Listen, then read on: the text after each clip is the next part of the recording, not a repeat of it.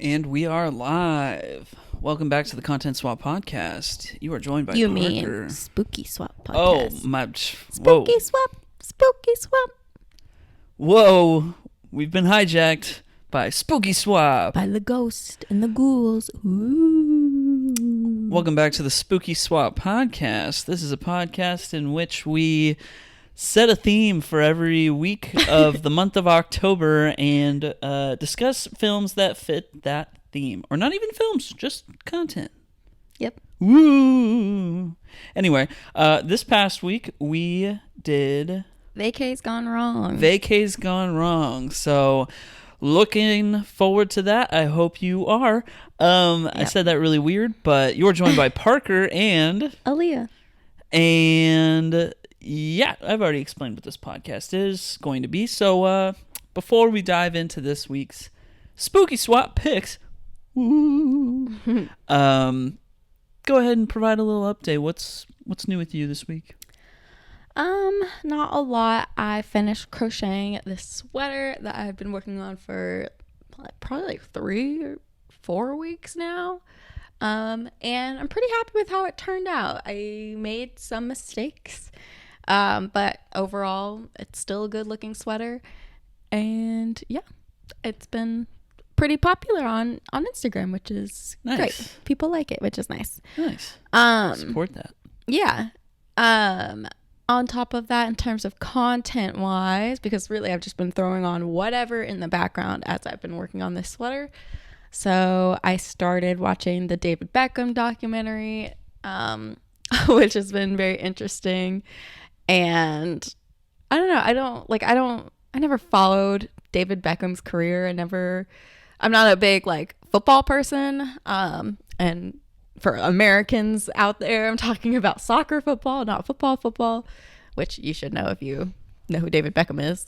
Mm-hmm. But yeah, I never really followed football or anything like that. I knew who David Beckham was, obviously, but that's mostly because I was a Spice Girls fan. So it's like, oh, Victoria Beckham's with David Beckham. Cool. That's an attractive couple. Awesome. So yeah, but it's really interesting to kind of see his career, and I don't know. It's very his point of view. I mean, they talk to other people and other people give their input, but at the end of the day, it's mostly his point of view. It's being told from his perspective. Exactly. Yeah. But from how he tells the story, you feel really bad. Just in the way, it kind of makes me think of the Harry and Meghan documentary, where it's just the British media is wild.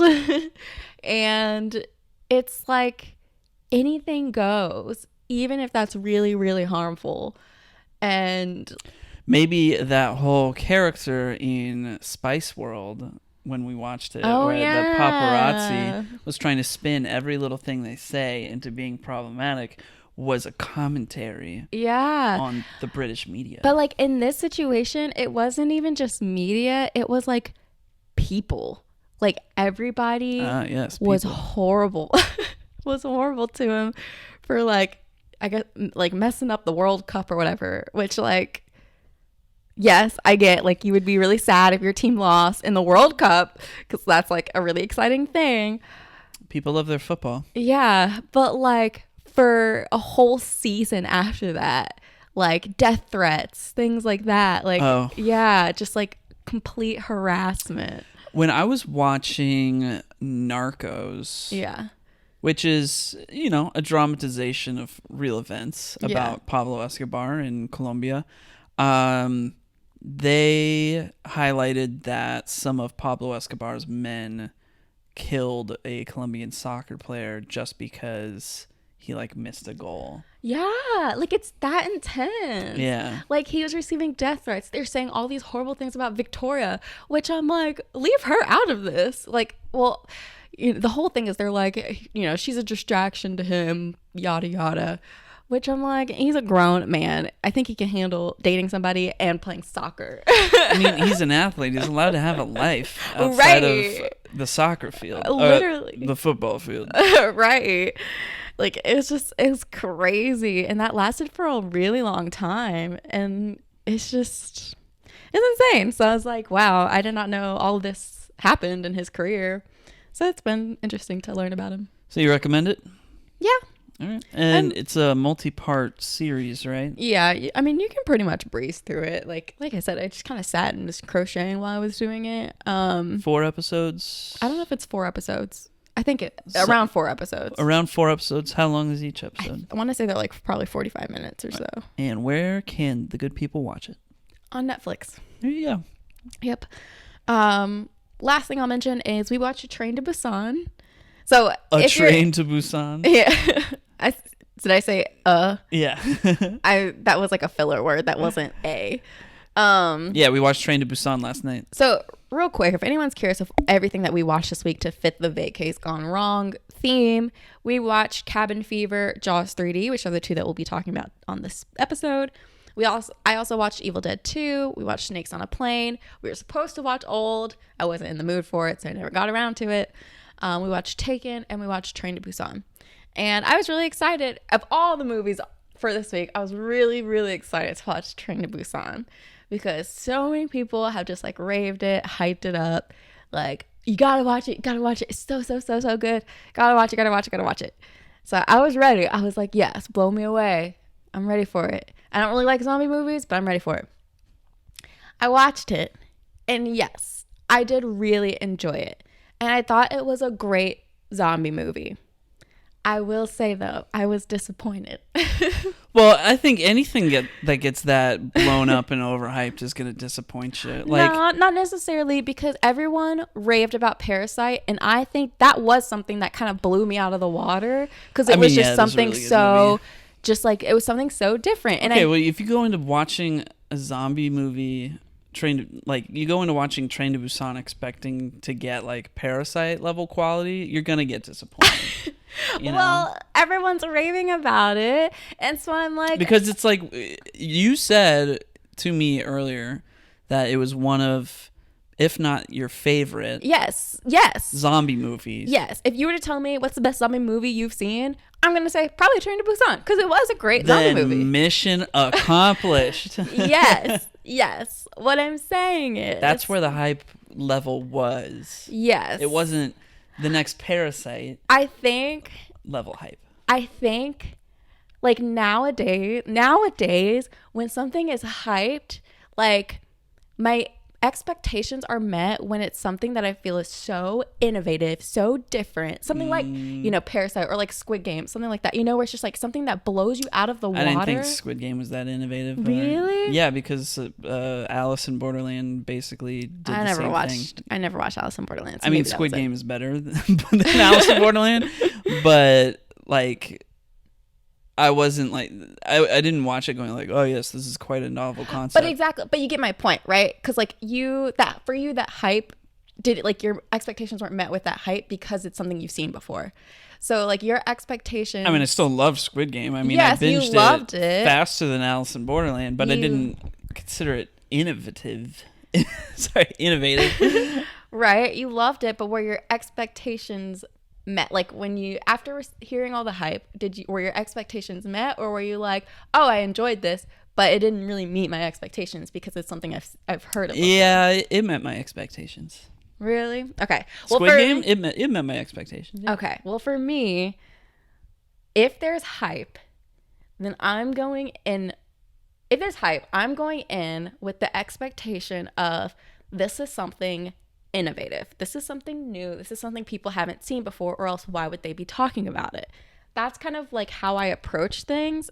And so like that's what I came into this movie with. And I was kind of let down because I was like, oh, it's really nothing special in terms of like something that would shock me.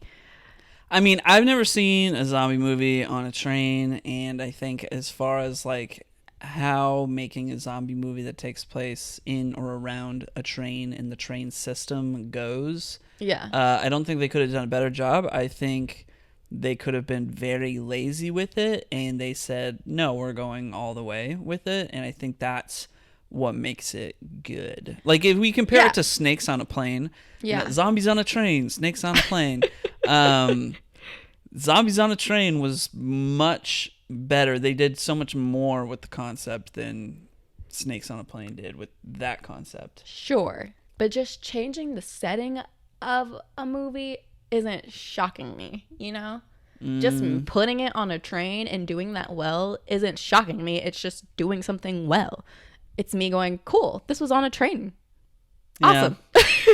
I also just like train movies. Except we didn't like Bullet Train. Right. Well, I think that's probably why I didn't like Bullet Train as much. Is because I think if I didn't have an affinity for train movies, I would have been like, oh yeah, that was good. But my bar for train movies is apparently really high, so I was like, did you see Murder on the Orient Express? I didn't. I would love to watch that. I haven't seen it either, but I was just wondering. In Paper Mario: The Thousand-Year Door, which is one of my favorite games, one of like the second to last or third to last chapter all takes place on a train, and there's like this mystery, and it's just a ton of fun because it's also a very funny and charming little game. So,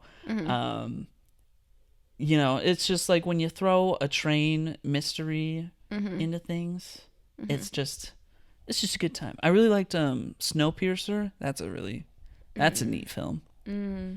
Yeah. Did a lot with the whole train thing. Well, yeah.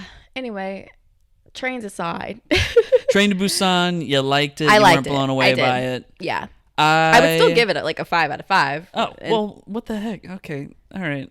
I'm just saying. Your my points expectations. Are moot. I'm just saying what I rate a movie does not have anything to do with like whether it met my expectations or not. All right, fair enough. Well, nobody told me how good Train to Busan was supposed to be. I just kind of saw good reviews, and I got to see that in a theater when it came out. And guess what? I was blown away because nobody told me that I was going to be. Really? Yeah. I mean, but yeah. Even if there wasn't hype around the movie, I think had I seen this movie, I would have been like, oh, that was good. But I wouldn't have been like, that was the best movie I've seen in forever. Well, no, I didn't say that when I saw the movie, but I was like, yo, this Korean zombie movie was like really good. Whoa, I'm going to remember that and recommend it to people, you know? And that's all it needed to be. Yeah. I don't know. I don't know how it could have done more to satisfy you when it didn't need as a concept it fully delivered everything that it promised. No, that's the thing. That's not what I'm saying. It didn't need to do more. I'm not like, oh, I wish it had more in there for me. No, it didn't need to do more. What I'm saying is because of everybody's like saying because of what everyone said, it made me expect more. But not that it needed to do more. It gave me everything I wanted in a movie. Does that make sense? No, if anything, I am more confused now. What I'm saying is, if I were to go, if no one told me if no one said anything about this movie, and I would have gone to theaters and I would have see the movie, I would have been like, that was fantastic. It gave me everything I needed. Great. But because everyone said that this was such a spectacular, wonderful, amazing movie, they made me expect more than what I really even needed from it. You know? What in your head was that more? I didn't know. That's the thing, is I didn't know. I was expecting something to shock me. I was expecting it to give me something that would flip my mindset of what a zombie movie could be. That's what I'm saying. Like The Last of Us or something? I don't know. I would just was expecting it to be something completely different from what I would define a zombie movie. No, it was very much a zombie movie that took place in Korea and on a train, and that's the whole thing. And there's a lot of characters. I mean, when I was watching it, I was like, they did a really good job with kind of thinking through the zombie concept and what zombies. They did a good job at defining what these zombies could and could not do. They didn't leave that up to any kind of speculation. It's consistent. Yeah, it's very consistent in what the rules are. Yeah. And it does a very good job of kind of setting up who the noteworthy characters are going to be in the first half of the movie, so that when you get to the second half of the movie, when a bunch of people have already been been killed by zombies. It's like, oh, hey, all of the people that we've been paying attention to and care about are all still here. Okay, cool. And it's got like a massive cast of like that many characters that you can remember on this train. And I think that's an impressive thing to do in a zombie movie rather than just like having, you know, your core like 7 that doesn't die until like the very, very end. This movie had like 15 or 20 people that you could like specifically remember. Yeah. And I thought that was kind of impressive. Yeah.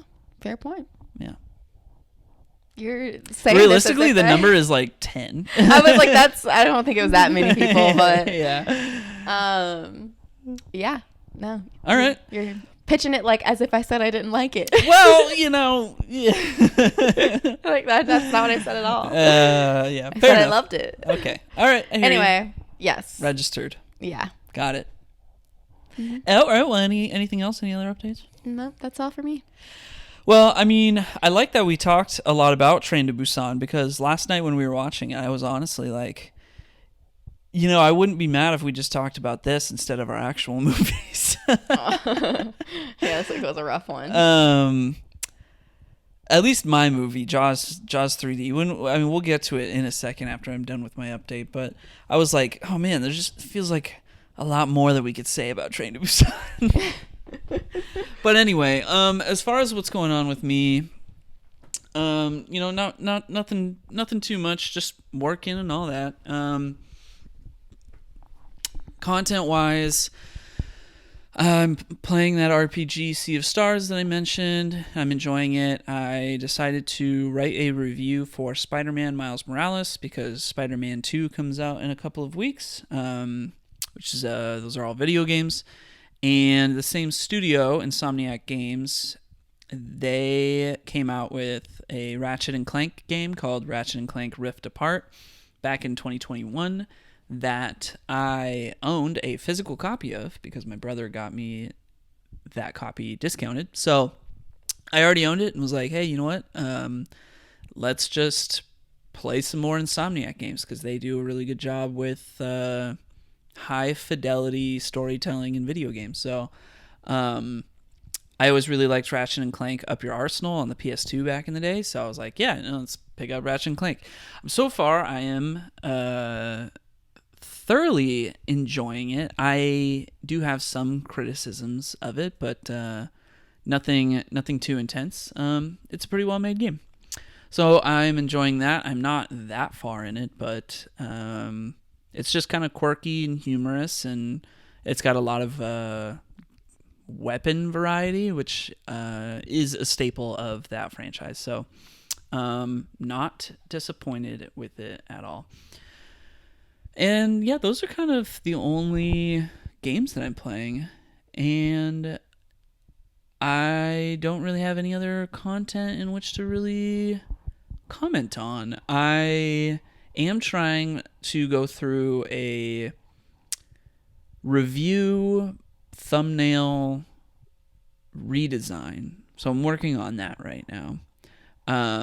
Meanwhile, I'm also kind of like spitballing random video game design ideas in a journal to just kind of see what sticks. I came up with one last night that I am pretty fond of, and I spent a good amount of today just trying to like draw one of the characters as I imagined them, and realized that that's really hard. I enjoy drawing. I've done a decent amount of drawing in my life, but I haven't done any drawing recently, so picking it up again, drawing is interesting because I think you can actually draw pretty well if you have a decent process of like how to draw things. And if you just kind of try to draw things, you know, from the jump, at least for me, it's not going to pan out that well. Mm-hmm. But I can draw semi-decently if I follow a process. And so I'm like, all right, well, how do I develop a process of drawing something that creates a visual that is in the style of what I see in my head because what you see in your head is one thing, but it's not concretely defined. So it's like once I finally draw it, I'll know it when I see it, but I can't quite visualize it. But the version of it exists in my head, but I can't get the concrete, nitty gritty specifics. And it's primarily having to do with faces. Mm-hmm. So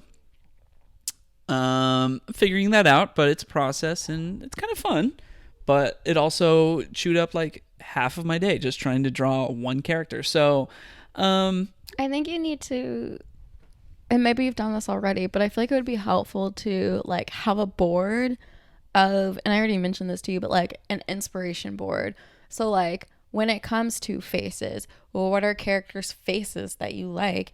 Have a collage of that so that you can have that reference. Because I mean, a lot of artists, what they do is they like have reference. I did do that. Mm-hmm. To a degree. I mean, maybe I could pull out more, but like, for example, the character I was trying to draw was a deer. I had like 12 images of deers, mm-hmm. and then like some images of what I thought maybe the eyes would look like that I could kind of recall from other characters.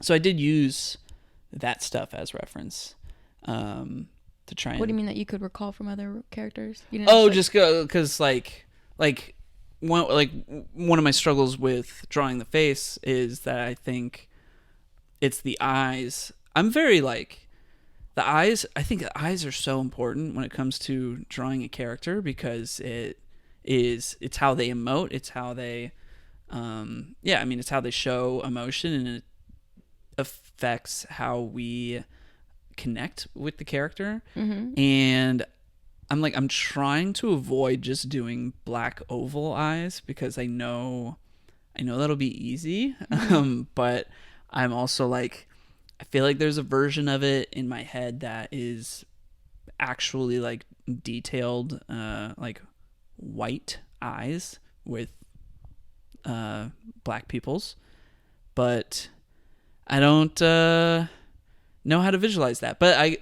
had an idea. And there's no character that. Yeah, so there was a character in my mind. I was like, for some reason, like this character's eyes remind me of this character, like Ty the Tasmanian Tiger, which is like a old PS2 video game that I never even played. But the box art always kind of like, I remember what the character's face looked like and its eyes, and I was like, okay, I'll pull those eyes as reference. And I ended up using that character's eyes on my character, but then the character ended up looking super angry.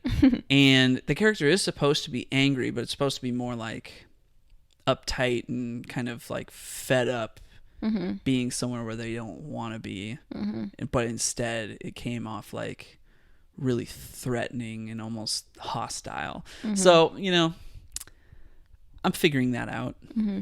But it's been a process and it's been fun. Mm-hmm.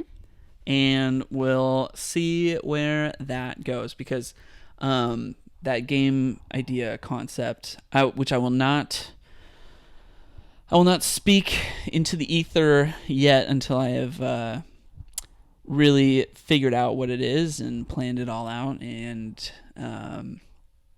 thought everything through. But it's got me interested, and I'll tell it to you a little bit more off the air. But there's just a lot to flesh out there, and if I can get it in the way that I initially thought about it, that excited me, then I would be pretty happy with it. So even just to like have a pitch with some concept art and like a halfway decent design document, I'd be pretty happy with just putting those types of things together for it. And mm-hmm. even if I never make it, mm-hmm. I don't know, maybe it turns into a children's book. So yeah, that's going on. And that's about it. That's everything I had to update on. Mm-hmm. Cool. Yep. All right. Well, shall we dive into our content? Let's do it. Okay. So I think I'm starting first with Jaws 3D, and this might be the quickest synopsis I have ever given. Okay, do it. In my entire life. When did this movie come out? 1983. 1983. All right, so Jaws 3D. Basically what this movie is a mama shark is terrorizing SeaWorld patrons and employees, one of which is Dennis Quaid. And that is the whole movie. Well, do they win? Does the shark win? Do the people win? What happens? There are only about like 3 casualties. At the end of the day, the people win and all is fine.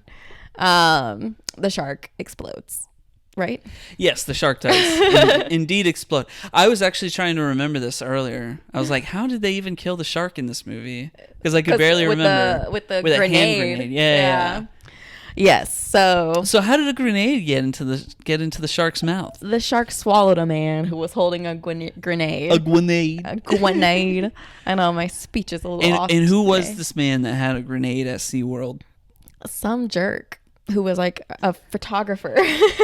Yeah, he was like some photographer adventurer guy who was like hanging out at SeaWorld for the weekend. Yeah, it like literally none of these people mattered. Right. It's like Dennis Quaid's character is like a mechanic. His girlfriend is like a marine biologist who works with like the low dolphins. key, this is all her fault. She wanted to have a shark in captivity. Oh yeah, that's right. Well, first they catch a baby shark. A baby shark gets into their like little lagoon, and she's like. And she's like, oh, how crazy would it be to have a shark in captivity? But then like the money grubby people who run SeaWorld wanted to show the shark off to the people like that day. Yeah. And the shark ended up just dying. It just like went belly up. And then the mama shark was pissed. Yeah. I don't know how it knew all of that, but yeah, it came in and just mamas know. Cleaned house.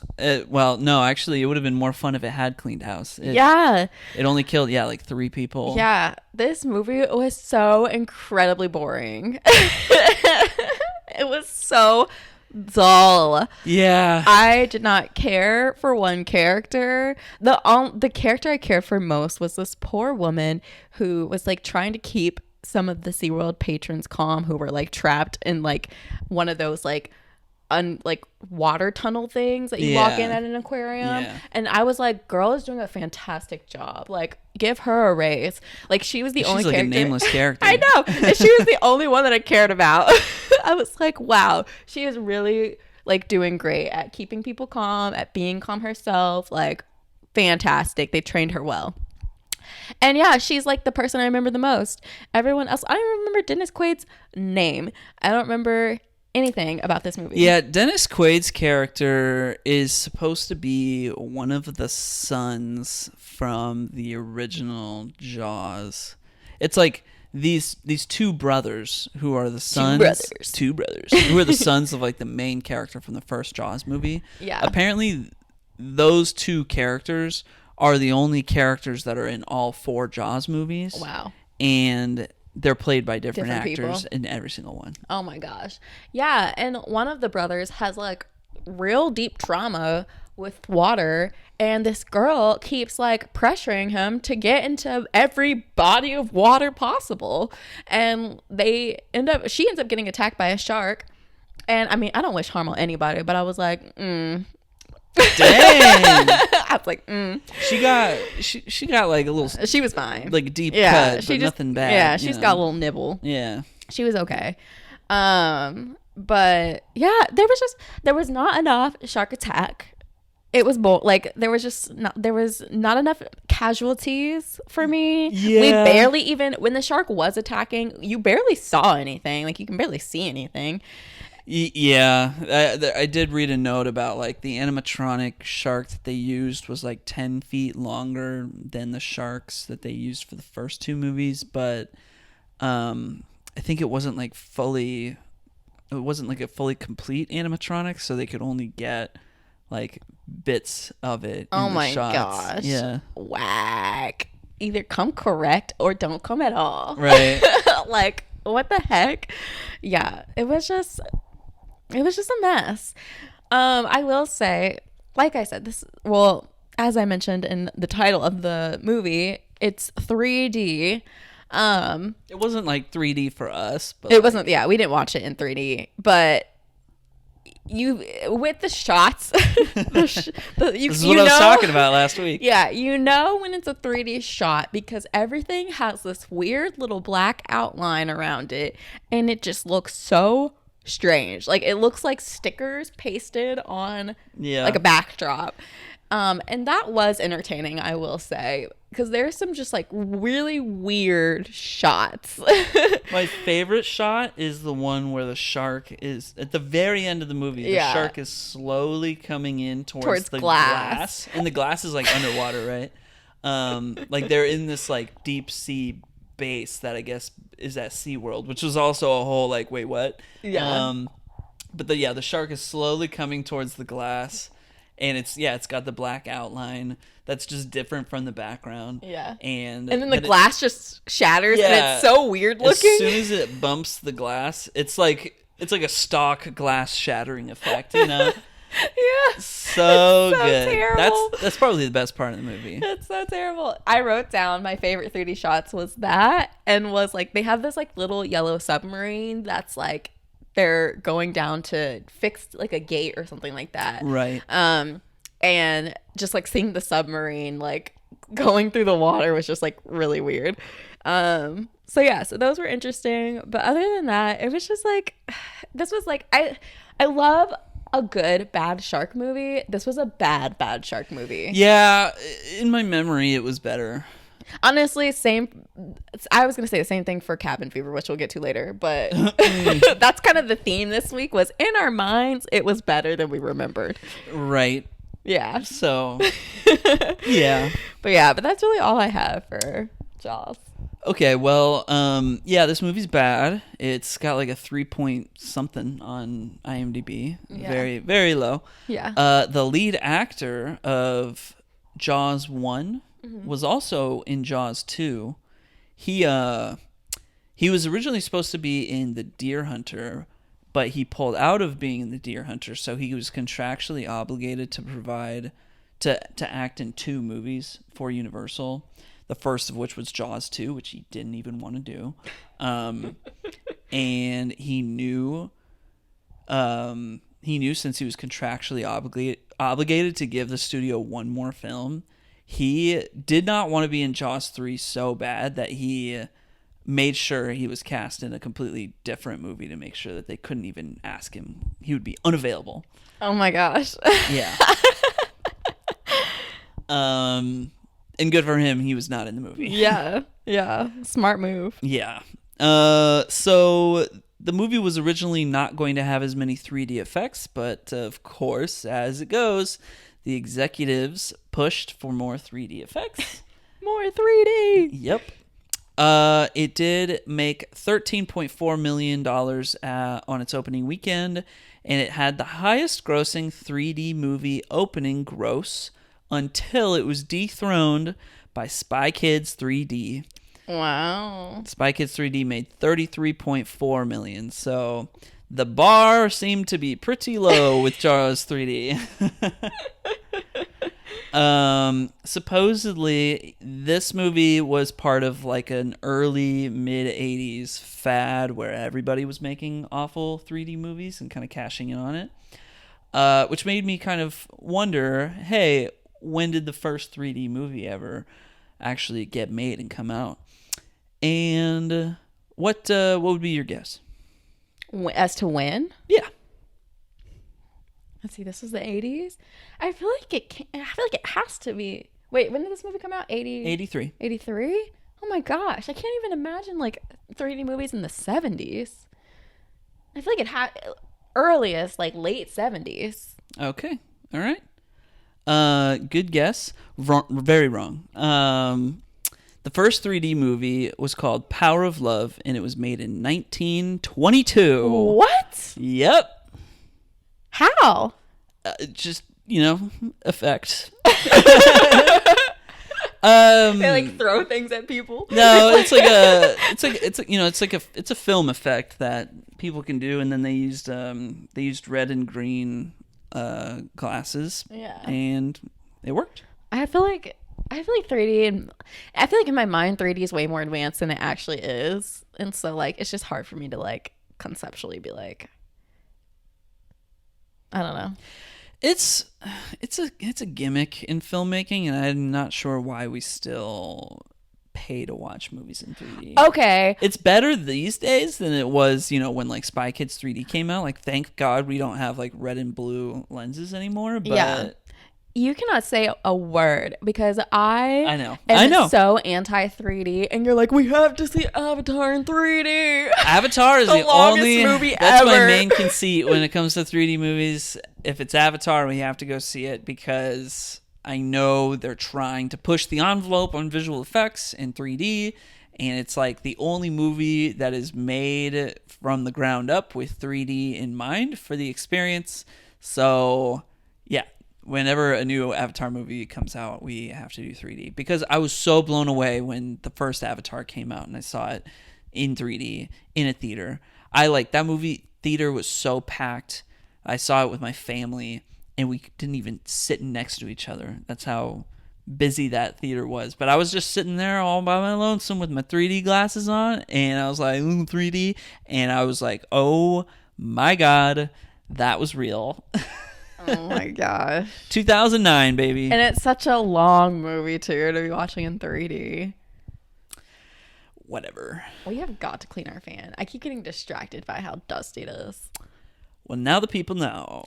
I'm sorry. Thanks for that. They'll hold us accountable. All right. So, some other facts. Just 4 more facts. Okay. The director of this movie was the production designer of the first 2 movies. So there you go. Another fun fact. There is a female dolphin in this movie named Sandy, who is a very useful character. Mm-hmm. Sandy is actually a male dolphin named Capricorn who lives at Discovery Cove in Florida. And as of April 2000, yes, as of April 2022, he is 60 years old, and you can still swim with him. Oh my gosh. How long can dolphins live? I don't know. Apparently old. Yeah. Dennis Quaid claimed that he was high on cocaine for every shot of this movie. Oh my gosh. Yeah.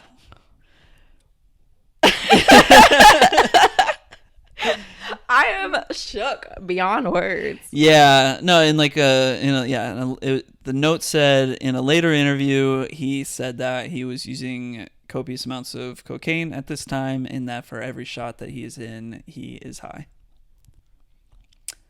So there's that. Not a thing I knew about Dennis Quaid, literally, but now I do. Oh my gosh. And then lastly, when the shark finally explodes at the end of the movie, some of the entrails that fly out at the screen in 3D are actually a brown leather E.T. doll. What? Absurd. Whatever works, Silly. And those are all my facts on this movie. It's not a good movie. No. It's fun to laugh at the bad parts, but not so much so that I would recommend watching it in its entirety. I would just recommend go watch a YouTube video of the worst parts of Jaws 3D. Yeah. You'll get the full experience. Yeah. That's everything that you need. Yeah. Whereas like a movie like Troll 2 or The Room, I would say, yeah, you could sit and watch that whole thing because it's just consistent with the hilarity. Yeah. Whereas this is just, boring. Yes. I agree with all those words. Yep. And also, they used a really terrible 3D effect on the opening text. Oh my gosh, it's awful. Yeah. I go to a local design group on Tuesdays, and that was like my show and tell for the week. Was I was like, hey, look at how awful this 3D effect they put on this text is for Jaws 3D, because no matter what's on screen behind the text, you cannot see, because the effect is so huge. And it's like they put the effect over these like water skiers doing this like big stunt. And my friend joked like, oh, you put all this effort into this water skiing shot? Well, screw you. And because that's like, it's ridiculous that you can't see what's happening in the background, because this 3D effect on this text is just so massive and ridiculous. Yeah. I was so frustrated by it. Yeah. Anyway, that's Jaws 3D. Would you like to move on? Let's do it. All right, great. I have no notes on Cabin Fever, so fingers crossed on how this goes. Cabin Fever is a horror film that takes place in and around a cabin, and it was made in 2003. I think so. Yes. Yes. Yeah, 2002. 2002. All right. So it stars the secondary kid from Boy Meets World. First of all, hold the phone. Hold the dang phone. Ryder Strong, I think his name is. The secondary kid? Yeah, because Corey Matthews is the primary kid. Okay, but still. I feel like that was, the way you said it was disrespectful. Okay. Sean was everything. There we go. Okay, Sean from Boy Meets World. Ryder Strong is the actor's name. He is the main character of this movie. This movie is directed by Eli Roth. If you don't know who Eli Roth is, he's known for making movies exactly like this. They are bad. This movie's bad, by the way. I haven't even described what the movie is, but he makes like bad horror movies that make the weirdest decisions possible, and apparently Quentin Tarantino takes a liking to him because he was one of the soldier characters in what's it called? Inglourious Bastards. So I mean, based on like, there was a lot of trivia for this movie, and based on the facts, it seems like a lot of people enjoy him and enjoy his movies. Yeah, no, I mean, he keeps making them. Yeah. So like a lot of random people just like really like his movies. Like they're bad, but then it's how weird they are. There's nothing else really quite like them. Yeah. And I think that's a really good way of putting this movie, because it starts out very simple. You know, you've got the group of young people who are in college who are going to a weekend getaway at a cabin near a lake, and the cabin belongs to, like, I don't know, somebody's relative or something. Who knows? And, you know, they go there, but it's in the middle of nowhere. They stop to get food at a local convenience store, and the people there are weird. In this movie, it's the people at the convenience store, there's like a small child with blonde hair and like his name is Dennis. The most tragic haircut. Yes, his name is Dennis. He will just like bite people that sit next to him, and he's just sitting outside the convenience store. And he bites one of the characters, and the guy's like, "What the heck, man?" And his dad comes out and he's like, "Everybody knows not to sit next to Dennis because he bites." And he's like, "You should really put up a sign or something."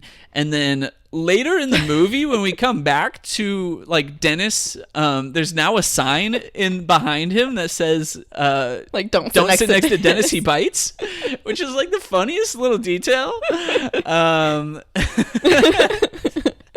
So it's like there's that, and then the guy that like works behind the counter says something like blatantly racist, and the main characters are all white, but they were like, did that guy really just say that like super racist thing? Weird. Which was like he just said the N-word like flat out, and it was like, oh my god. So Yeah, it's one of those movies where the people are weird. They're in a weird, and the young people are in a weird town. But hey, cabin, sweet. So what happens is they get to the cabin and they're doing like the usual stuff that you would expect from this movie. Like, people start they start hooking up, or there's like two people who like each other and are flirting with each other, and then they have like a kiss on the lake. All those like basic tropes, and then there's like the dumb character who's like playing with the gun and playing with fire. And the dumb character is playing with the gun and thinks he's gonna like shoot a squirrel, and straight up shoots a whole man. And the man is like very sick, and he's got this like this flesh-eating disease, and he's like, "Help me!" But we don't know it's flesh-eating. We don't know. He's Yeah, we don't know. Sick. He's just like, yeah, he's very sick, and the lunk character is like, "Well, stay away from me, man," and I guess just like runs off. Like, did you just leave the guy there? The guy keeps like coming at him, and then I think he like shoots him one more time. Does he? Or he like shoots at him. He scares him. Yeah, he scares him off. Yeah, he scares him off, and he goes back to the cabin, but he doesn't tell anybody. Yeah. About his experience that he just had. He's just like acting like everything is normal. Like, hey guys, I didn't just shoot a guy. So okay, and then like Ryder Strong in this case, his character is the one that like had the kiss on the lake, and like he's flirting with the girl, and yeah, and so like that night the man comes to the cabin and basically is like, hey, help me, and basically it results in them like the man tries to steal their car. They end up like trashing the car in the process of trying to get him to stop from stealing the car, and then they light him on fire, and then like things just kind of proceed from there. But this man he catches fire and he falls into the reservoir, which is like the water source for the whole area. So this flesh-eating disease that this man has, which we don't even know the origins of, gets into the water supply, and then the blonde girl that Ryder Strong has a crush on is drinking a lot of water. She's the only one drinking water for some reason. I think maybe part of it is that like two of the guys make a bet with each other that they'll just drink beer for the entirety of the trip, which is like an insane bet to make. But young people. So, but it's like, okay, yeah, that's why they didn't get infected, because they were drinking beer the whole time. So like, yeah, the blonde girl's drinking some water, and there's a scene where her and Ryder Strong are like in the bed, and they start kissing, and he starts kind of feeling around, and then he looks at his hand and it's all bloody, and he looks at her leg and sees that she's got this flesh-eating disease, and they're all like, oh my god, she's infected. And so basically they put her in like a shack, and then I don't even really quite remember what happens from there. It's just like she's in the shack, and then I don't even remember what happens to the lunk character, after they put her in the shack, they're like, we need to get our car fixed. We need to get the car fixed, and we need to get help. We need to take her to the hospital because and they she's encounter sick. Like the weirdest policeman in the world, this is like young policeman shows up. He's like, yo, I heard you were having some issues. What's going on? And he's like, oh, you guys party? I like to party. Yeah, he's so strange. and he's like, oh, like you got a girl that you're hooking up with? Right on, man. That's my man, that's what's up. I'll get a tow truck out here for you like tomorrow. Don't worry about it. Like party. Let's party, man. Yeah. And it's like, yo, what is going on? Yeah, he's weird and he's incompetent. Yeah. He doesn't even get the tow truck for them. Yeah. Okay, so yeah, what happens? So the like jock character who's really dumb, he ends up, he's like, you know what, I'll fix the car myself, because they try to get the car fixed a bunch of different ways, or they try to get help a bunch of different ways. It doesn't work out. He's like, I'll get the car fixed.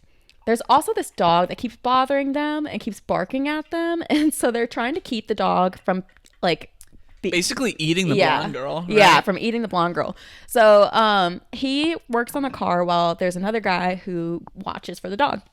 He ends up fixing the car, and they're like, great, the car's fixed, we can get her in the car.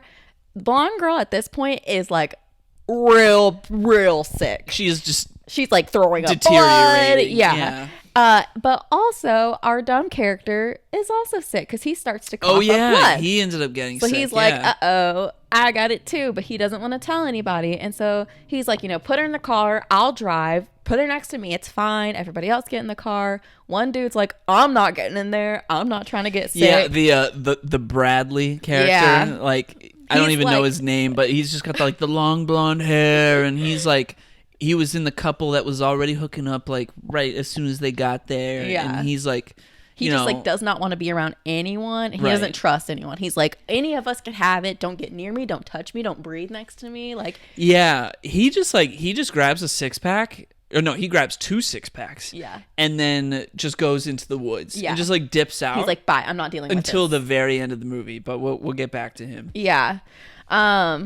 So they have a whole argument, because before he dips out, he's like yelling that he doesn't want to get in the car. He's not getting in there. She's throwing up blood. Everyone's screaming. Everyone's yelling. And the jerk, he is a jerk, but the jock character is like, fine, whatever, I'm going to go. And he just drives off to like go get help. Right. And so he ends up going back to the convenience store. Yeah. And then Dennis, the weird kid. Yeah. He's wow. Yeah, Dennis the weird kid, I can only describe it as just starts doing karate. First he yells pancakes. Oh yeah, he yells pancakes, and the guy's like, "No, I don't have any pancakes." And then the kid starts doing kicks and flips. And I want to say there was like an ah-ya, like echo sound in the background to really nail home the whole like karate thing going on right here in this scene.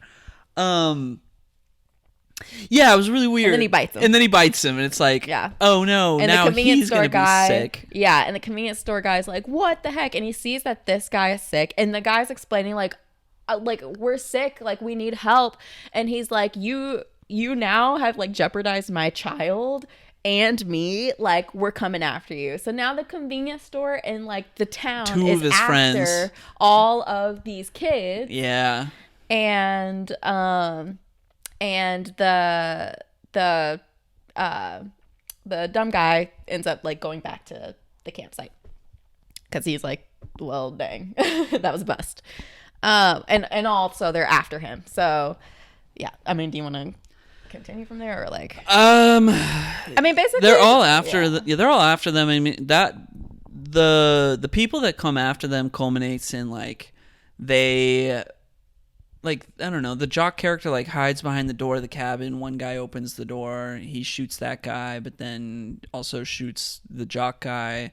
And I don't know, like basically all 3 of the guys that came after them end up getting killed. Yeah. I think Ryder Strong maybe, pulled a fast one on him and hit him with a stick or something. What happens to the blonde girl? So does she just deteriorate at one point? So here's what happens. So remember, there's another girl that's with them. Can I go for it? So, well, this other blonde girl, she's not blonde, she's brunette. I am so sorry. The other girl who's there, because there's 5 characters. She's the only one that we haven't really talked about. She's a brunette character who's hooking up with the Bradley at the beginning of the movie. Her and Ryder Strong's character are the only 2 left, and she basically not quite. not Blonde quite. Girl's still alive. Blonde Girl is This is all before. This just makes it worse. So like Blonde Girl is still alive and just deteriorating in the shack, and Ryder Strong's character had a crush on her, right? And Brunette Girl was hooking up with the Bradley, who's now dipped out to the woods with the 2 6-packs. So the Brunette Girl is like, well, we're probably gonna die, and like that just makes me want to hook up with the nearest person near me. And Ryder Strong is like, okay. And so the two of them have sex, and then there's like a whole scene where she's showering and shaving her legs for some reason. I don't know why she would make the choice to shave her legs at this time. Yeah. But turns out she's got the flesh-eating disease. So, skin starts to like peel off when she shaves her legs. You should have triggered warned this. Well, too late. So which is just very spooky swap, baby. Which is just it's very gross. I will say it's kind of very well done. Gross. Yeah. When I was which I probably should not have seen this movie when I was a child, but when I was a child, her scene is what I remember to this day. Like that's the only part of this movie that I remembered going into watching it again, and I like was like, we're gonna get to this part and I'm ready for it. I need to see what it looked like, because I just like have it in my mind and I don't remember what my mind, like the visual in my mind matches, and it was exactly what I remembered. Like it just is so embedded into my mind. I think the things from this movie that I will remember the most are Karate Kid Dennis, the fact that Ryder Strong's character ended up hooking up with the brunette, because that was just so out of left field. It was, so random. And so like not fitting with like what his character like traits were. Right. It was just like, let's just have them do that. Yeah. And also probably like the very, very end of the movie, which we haven't even gotten to yet. Yeah, but what I will say, so she got the brunette got the flesh-eating disease, but that's not how she dies. She, for some reason, decides to run outside after she's in the tub. She runs outside and gets eaten by the dog. Oh, she does get eaten by the dog, yeah. And then the dog also goes into the shed and gets Blonde Girl as well. Okay, so the girls just get eaten by the dog. Yeah, but I mean, Blonde Girl was like really almost dead anyway. Yeah, she was. she was almost there. Done for. So the dog kind of just finished her out. But Ryder Strong had disappeared for a little bit while this was all going on, and that's when he found the OG man with the sickness in the reservoir. In the reservoir. That's when he figured out, like, it's in the water. Yeah, that's when he put 2 and 2 together. He comes back to the campsite, sees the bloody mess that is everyone ripped to shreds by the dog. Let's see. He ends up going to go. He's now like dirty and a mess, and he finds that police officer that likes to party. He also fell into the reservoir. He fell in. Yeah, he did fall into the reservoir. He finds a police officer that likes to party, and the police officer is in the middle of partying, and then he gets all mad at him, and everybody freaks out, and I want to say at least one person gets killed in that interaction. I can't quite remember. Yeah. It was all pretty weird, but Ryder Strong ends up being sick. He starts coughing on everybody. He starts. That's right. He's like, he's like, help me. Like just coughing in people's. He's like, it's like every person that is sick in this movie is like, help, I'm sick. Throws up blood on everyone. In people's faces. Yeah. It's like, I'm sick and contagious, and now let me get it as close to you as possible. It is wild. Yeah. So I mean, like he ends up just kind of like dying and falling into the river. And that's like the end of his character. Was there a reason other than that he ended up there? I think someone ends up killing him. I think one of the police officers. Oh, that's right. Yeah. The police officers, I think, they plot to mount up to kind of get rid of him. Take out the kids. Yeah, that's right. So the police like cover it up. Yeah. Okay. And then there's the very final scene of the movie, which I don't know how to describe. It was literally the worst thing I've ever witnessed in my entire life. Yeah. It was so unnecessary. Basically, I don't know how to put this. Is it even worth mentioning? I guess we don't have to.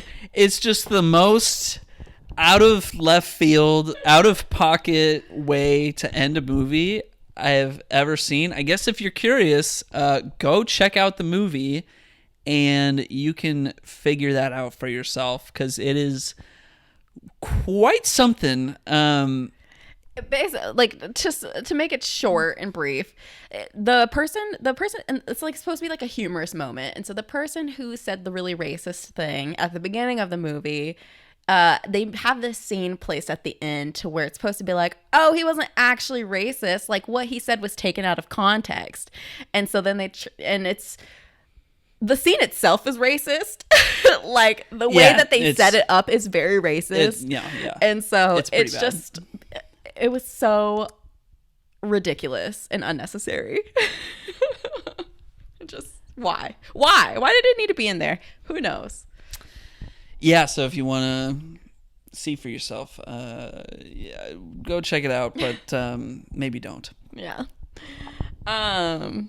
So thoughts that we spent a really long time explaining that movie. I don't think it was kind of chaotic. I don't think we spent that much time. But yeah, we did spend a bit of time. Yeah. That's okay. Jaws, we spent no time on Jaws. This movie is really weird. I don't really know how to feel about it. I mean, I think like That's fair. I've never actually seen an Eli Roth movie. I just know I've been reading reviews on his movies for years and just been like, that just doesn't sound appealing to me. But after watching this and seeing all of the just weird choices, I'm like a little curious. Yeah. About what some of his other movies might be like. Yeah. If this is even like up there as far as his movies go, or if there's like something else that when people are like, oh yeah, Eli Roth movies, they talk about some other example. I don't know. So it's made me curious because I did go into this movie having one expectation of just like it being basic, and while it at its core was basic, it's like how we got to the predictable ending was through the most insane combination of events possible. Yeah. And I think that's something. Yeah. No, I know what you mean about like not knowing how to feel about this movie, because like I said, I saw this movie when I was a kid. So as a child, you know, seeing the flesh coming off their body, I was terrified. And I was like, oh my God, that's a true horror movie. Like, their flesh was coming off. Right. As an adult watching this, I'm like, what in the world? Yeah, I'm like, this is a B movie. But at the same time, It might be even be a C movie. Yeah. At the same time, despite some of the things that I absolutely hate that are in this movie, and I'm like, I don't want to see that. It is still entertaining and it's fun to talk about, you know? And it's like this, I think I still consider this a good, bad movie. I definitely liked it more than Jaws. Yeah. Yeah. Like, I could see this being a fun, you know, you have your friends over and you just like make fun of this movie. Yeah. No, totally. Yeah. I would agree with that. Yeah. Yeah. So, do not recommend watching Jaws, but Cabin Fever, maybe check it out. Might have a few laughs along the way. If you have absolutely nothing else to do, check it out. Yeah. Are you ready for some facts? I would recommend Cabin in the Woods over this. Well, that's like a movie. Isn't it? Yeah. There's I still think you need to watch Cabin in the Woods to get the full experience of what makes it stand out. But anyway. All right. Ready for facts? Yep. What do you think this is rated on IMDb? 5. Really? Yeah, 5 to 6-ish. Okay. You're right. It's a 5.6 rating on IMDb. Oh, hey. I thought it would be lower. I always feel like I underestimate. I don't. I feel like I got a good sense for what makes a 5 on IMDb. Got you. Yeah. So this movie had the lowest budget of any Lionsgate film released in 2003. So Lionsgate. Oh my God. Released by Lionsgate. So this was released, or sorry, the budget of this movie was 1.5 million. Wow. Wow. Yeah. How much do you think this movie grossed? I'm sure it made its money back with a budget that low. 12, so in the US. 12 million. All right. So this was Lionsgate highest grossing film of 2003. What? With 22 million box office in the US. Wow. It was their lowest budget, highest grossing. So huge return on investment. Yeah. It was apparently also the most profitable horror film released in 2003. I mean, how many horror films were made that year? I don't know. But Saw 2004 eventually beat the film's record for the following year in 2004 for highest grossing film. That makes sense. Over a similar low budget. That makes sense. I don't think the Saw movies are great, but I would consider them to be a higher caliber of quality than this as far as like filmmaking goes. Yeah. Makes sense. So I have kind of two categories of facts. I have facts about the making of the movie, and then I have facts about the movie itself, like the contents of the movie. So starting with the making of the movie, I only have two facts. There's quite a bit of facts though, if you're interested, on IMDb. So apparently, and I don't know, okay, these facts about the making of the movie, I have no clue how true these are. They're kind of absurd. But apparently, when filming a like really bloody scene, like where Ryder Strong's really like covered in blood, he decided to go for a walk in the woods between setups, like in between scenes. Takes? Yeah. And so he's like covered in blood, and he happened to stumble upon a bunch of schoolgirls on a field trip. Idiot. And apparently, obviously, they were really startled. But then they realized that he was Sean in Boy Meets World. And they ended up, like, screaming over him and chased him through the woods. And so he never wandered off between scenes again. Wow. Another fact is that a crew member named Robert Jones took home a decapitated body prop when the film wrapped. Once when the film wrapped, and was pulled over when driving home, and the police officers did not like that he had a decapitated head and obviously questioned him, and they had to confirm that it was just a prop. Compliments to the practical effect artists. Yeah.